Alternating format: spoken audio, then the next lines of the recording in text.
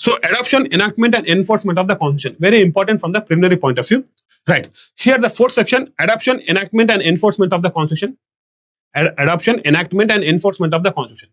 So whenever you get in your preliminary questions, the date mentioned in the preamble, the date of adoption of the Constitution, the date of enactment of the Constitution, all these three things represent a single date, that is 26th November 1949.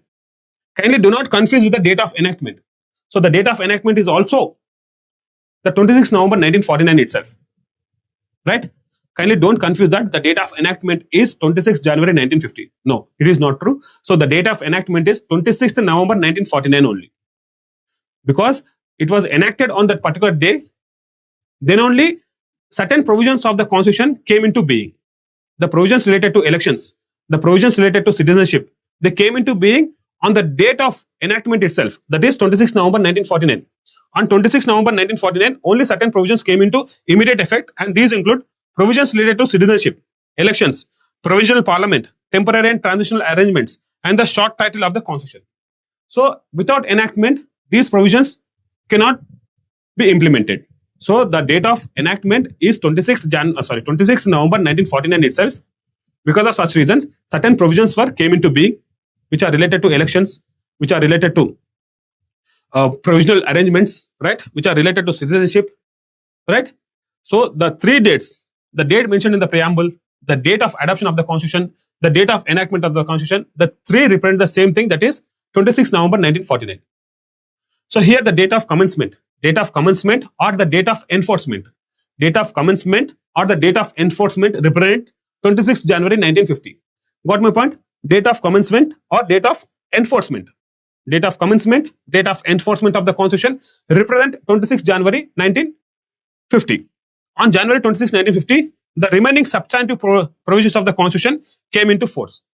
So on 26 November 1949, only few provisions related to citizenship, related to elections, related to provisional arrangements, these came into being. But on the date of commencement or on the date of enforcement, all other provisions of the Constitution came into being and the Constitution became effective. Right. Now the question is, why did the Constitution of India came into force on 26 January 1950, even though it was adopted by the Constituent Assembly on 26 November 1949? So most of you people might have known that. So in 1929, it is a part of the modern Indian history. In 1929, there was a Lahore session of the INC, Indian National Congress Lahore session, under the presidentship of Jawaharlal Nehru. During that session, it was decided that for the first time, the INC, Indian National Congress, has demanded for complete independence or Purna Swaraj. Got my point? So in 1929, in Lahore session, so the session of INC, most probably they were holding their sessions in that month of December. So in 1929, in December, in Lahore session under the presidentship of the Jawaharlal Nehru, so the INC has demanded for the first time for the complete independence or Purna Swaraj. So to make it symbolic, the INC has decided to celebrate Independence Day on 26 January 1930.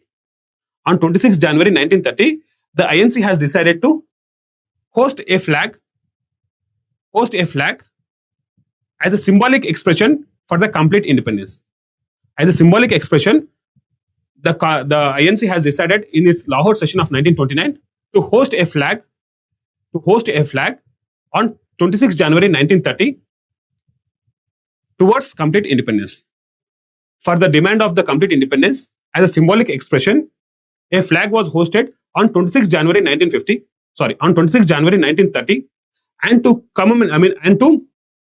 commemorate such type of symbolic expression, the Constitution was adopted on 26 January only. Although the Constitution was ready by the time of 26 November 1949, the Constituent Assembly willfully delayed the enforcement of the Constitution. It waited for 2 more months, and on 26 January 1950, the Constitution was adopted. To commemorate the historic declaration of the Purna Swaraj, and the symbolic expression of the hosting of the flag for the first time for the complete independence on 26 January 1930. Just go to this.